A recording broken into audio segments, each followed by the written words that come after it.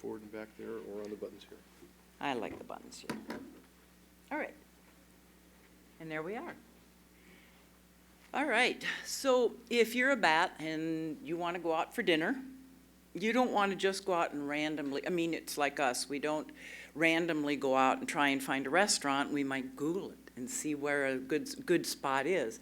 Well, bats need to be efficient in trying to find their prey items if they're insectivorous. And so another way of looking at finding a 4-star diner would be how bats might anticipate productive foraging areas. And here in the Southwest, this is really critical because our bats face patchy food resources.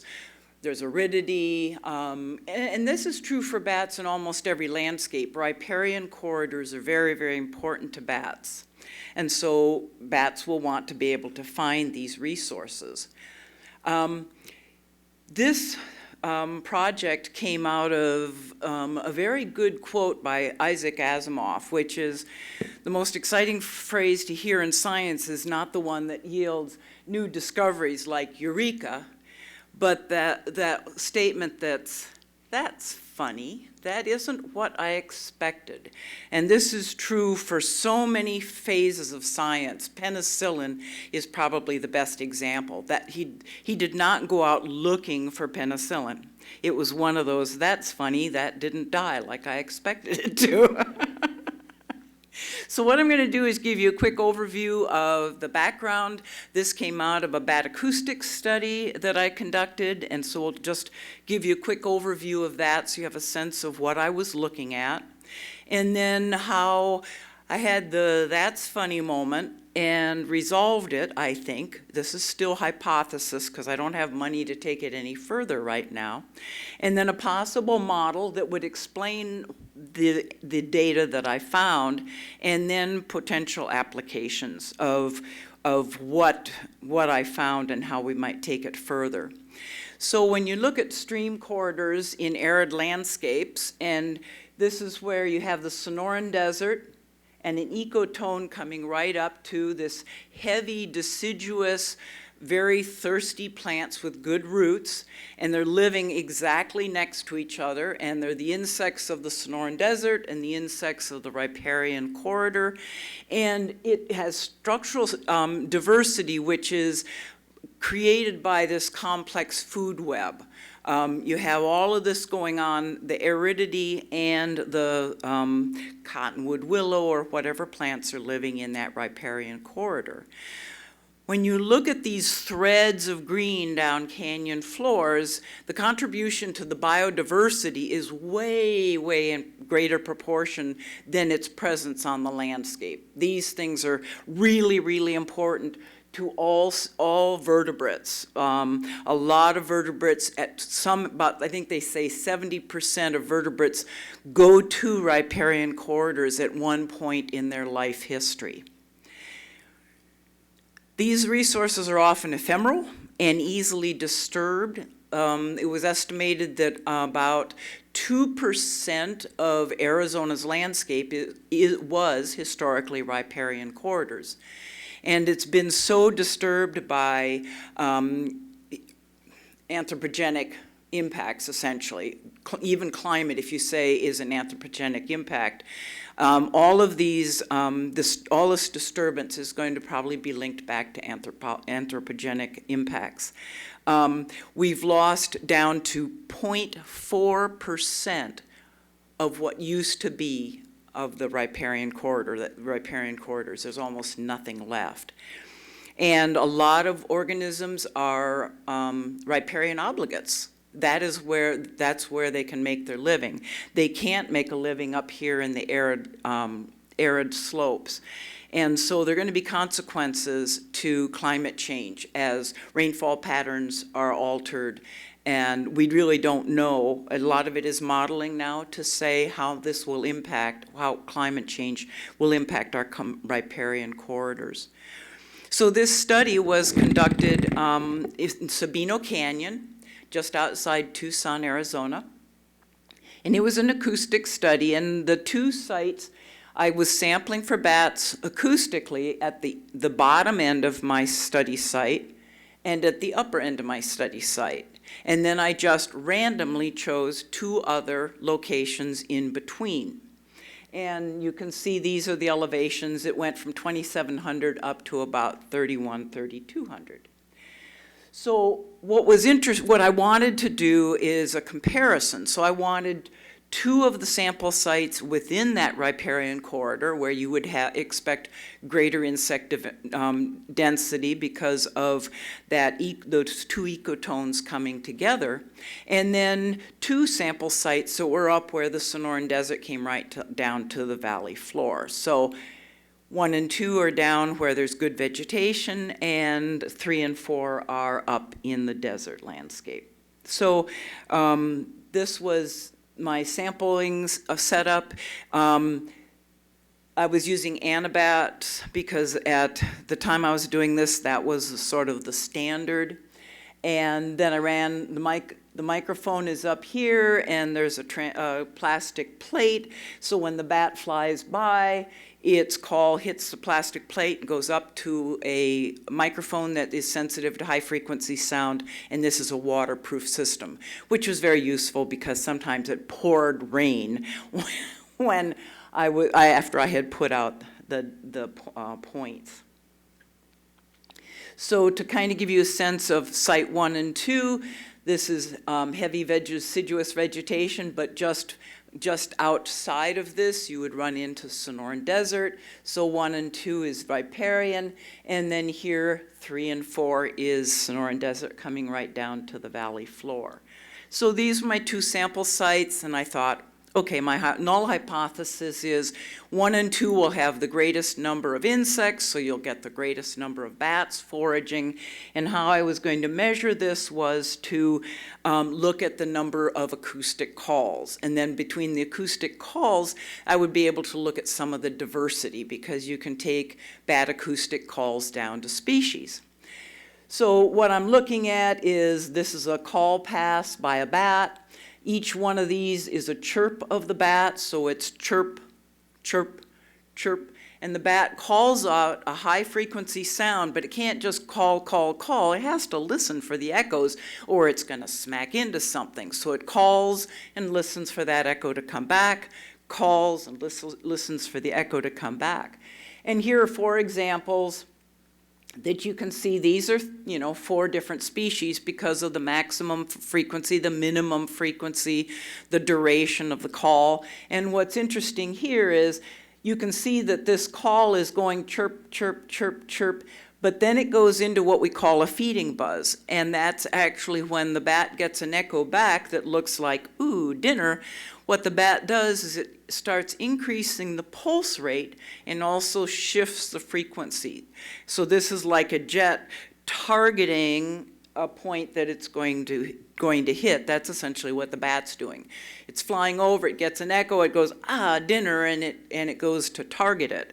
So when you hear this on a bat detector, it's chirp, chirp, chirp, chirp, zik, chirp, chirp, chirp, chirp, zik, and it's called a feeding buzz.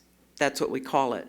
So what we can do is we can look at the diversity of the different species that are flying in each area, and then also look at if a bat's just commuting, if it's going, past an area that does not have good foraging, you'll see it leave at sunset and maybe comes back you'll have peaks at the sunset and at dawn, but you don't get feeding buzzes. As soon as you start getting all these feeding buzzes, they're actually utilizing that resource.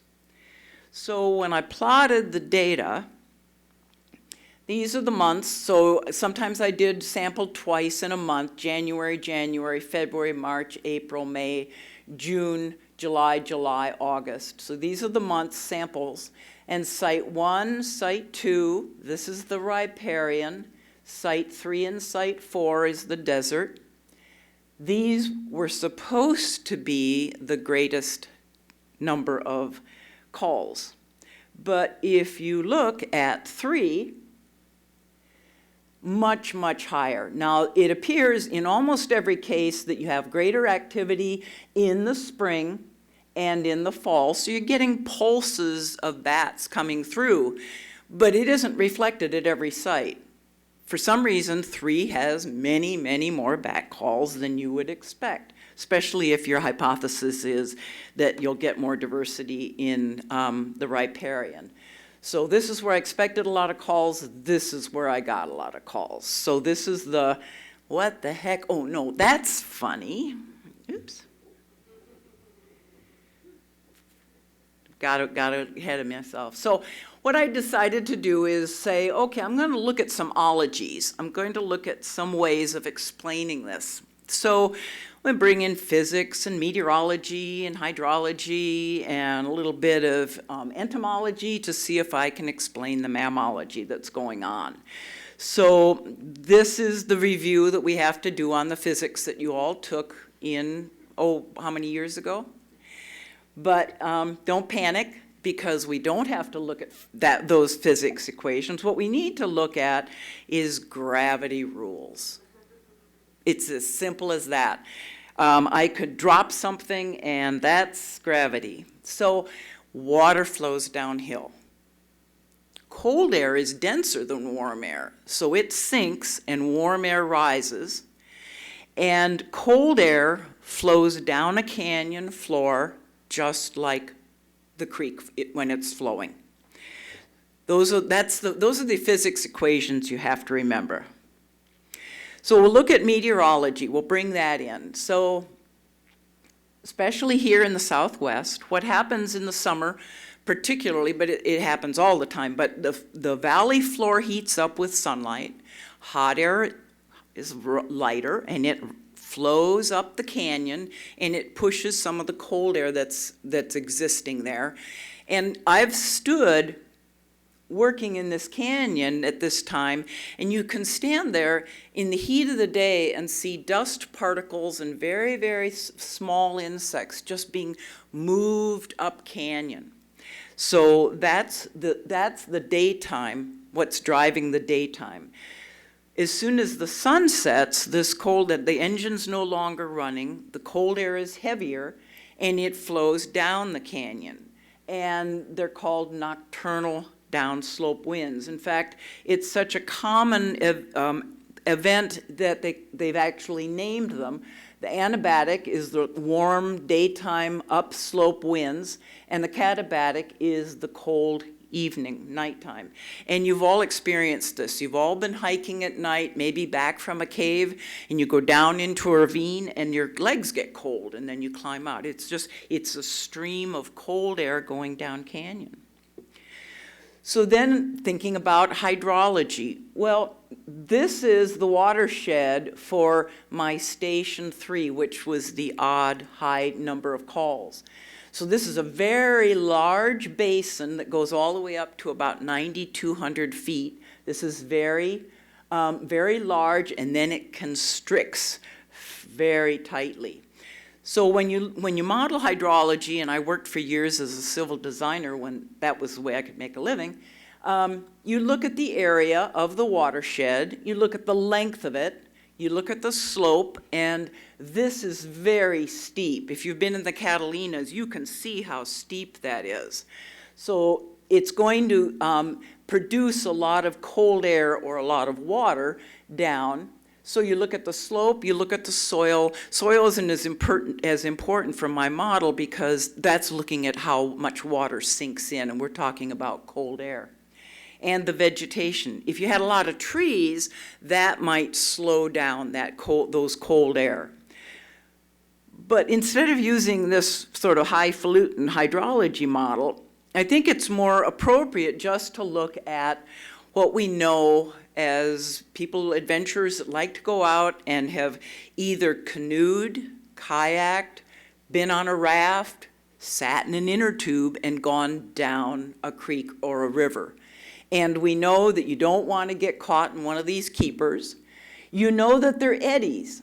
Here's like a ridge coming out, and what's happening here is you're getting eddies, and you can stand there and watch leaves actually go back up the current. You're getting that eddy right out of the main flow of the water.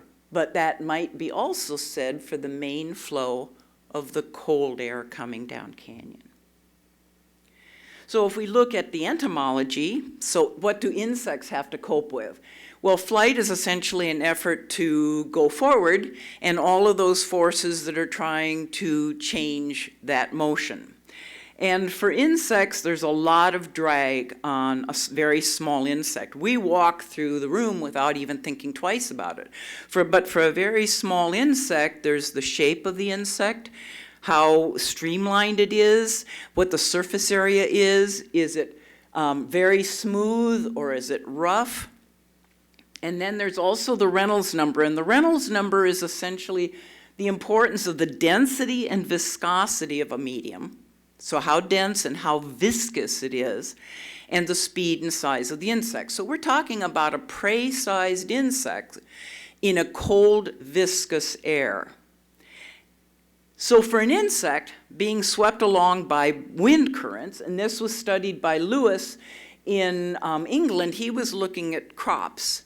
And in England, they have lots of hedgerows and trees surrounding the crops. And he was looking at how small insects responded to wind currents and how larger insects. And so you're looking at essentially prey-sized insects. So small insects were swept along like inert particles, like a dust particle. They were retained in eddy zones, and the larger insects actually chose the eddy zones to get out of being moved somewhere they didn't want to be moved.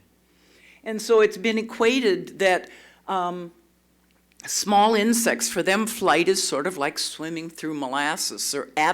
They're sort of at the victim of where the current wants to take them. Okay, so that's one part of my puzzle. So we're back to why did I get more calls at Station 3. So let's look at the bats and the bugs. This is looking down canyon, so we're looking down the flow of the canyon. This is the tram road going up Sabino Canyon. And so the water flows under bridge here. This is Station 3. You can see that this is all desert. And the water flows. And what it actually happens is there's this ridge of impervious rock coming down. The water hits that and turns 90 degrees. So it comes down and turns. Well, this is the water. But a lot of times the water's not there because this is a very ephemeral creek. But the cold air is there every night. And so one hypothesis, which I haven't been able to test yet, if people want to pass the hat, you could fund it. This is the air, cold air coming down. This is the ridge at Station 3. And there's my eddy of insects. So if you're going to anticipate foraging success and you look at take in a multidisciplinary approach, which I think as bat biologists we probably should be doing more of, instead of just kind of focusing on what we think is just bat behavior, because bats are impacted by all of these things, and that may be driving the behavior. So if you understand these things, it might help us anticipate and understand behavior. And again, looking at this river running in eddies, then we might be able to describe mammalian behavior.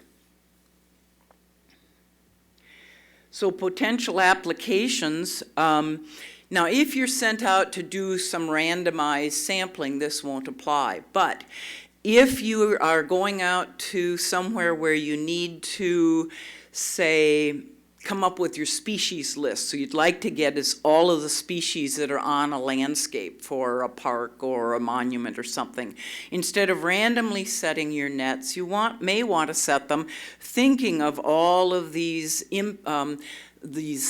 physics and everything that would be affecting the flow. And this is a net across here, and this turns.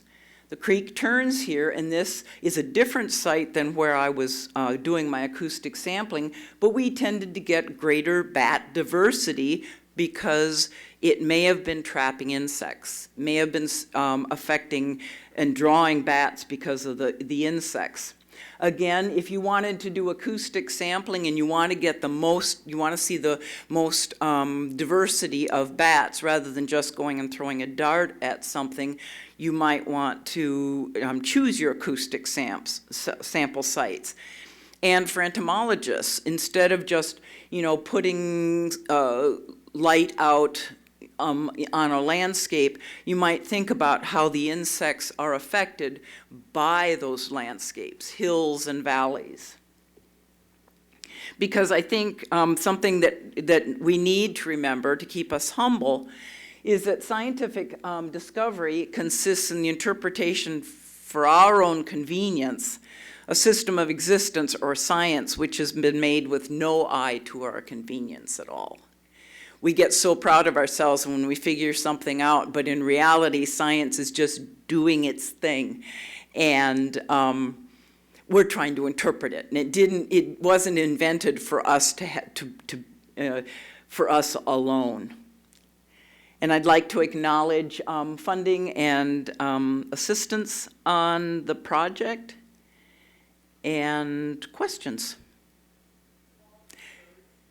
Well, yeah, they're usually social calls, yeah. Because when you have a bat in the hand and you're opening its wing, that bitching is a distress call. And what's interesting is it will often, if you're processing bats, you'll often get bats flying over your heads because they want to know what's going on. Well, yeah, there was a paper out of England that looked at distress calls and how other bats respond to distress calls. It may be that you've opened the wing of Freddie and his mom comes by, so. Well, what was interesting, yes, it could be something else that's affecting it, but because it was cyclic, if it were all, see, when I look at the plots, it seems as though it's when bats are moving across the landscape in the fall and the spring. And so they're looking for food resources, but it isn't reflected at every site. So yeah, I mean, they're those sorts of things. I was trying to figure out why, and that big bend seemed like, and I thought about putting up one-sided sticky, or putting up a sticky thing, and you should get, I mean, if there is an eddy, you might get insects more on one side or the other, but if you're in the eddy and you don't place it right, you're gonna get them on both sides, and I'd hate to get a bat like this on the sticky trap, so. All right, yeah. Yes, and what you can do is you can look at a series of calls that are called search phase calls, and if their sound travels 1 foot a millisecond, so if they call and then the next call is 60 milliseconds later, this is 60 thousandths of a second, that allows the sound to go 30 feet and then back 30 feet to their ears before they wait until they call again. But in reality, if I had a flashlight and it was strobing and I'm trying to walk around this room, they're calling often enough that they're sort of getting that. They're creating a picture with those echoes like we are with a flashlight that's going off like this. And the reflection is hitting what's in front of us and comes back. And fluorescent lights are flickering, and we just don't notice fluorescent lights flickering because it's so fast. Well, we're talking milliseconds that these bats are calling, but they're going to smack into something if they are shouting. The call is so loud in some species, it's over 100 decibels. So it would be like having your ear next to a fire alarm. And what's amazing about bats is the bones of their ears, those little 3 bones that make us mammals, the muscles, when they shout, that moment they shout, the muscles separate the bones so they don't self-deafen, and then goes back together, the nanosecond, so that they can shout, not deafen, and hear the faint echo coming back to their ears, those little funnels of ears and all the hairs.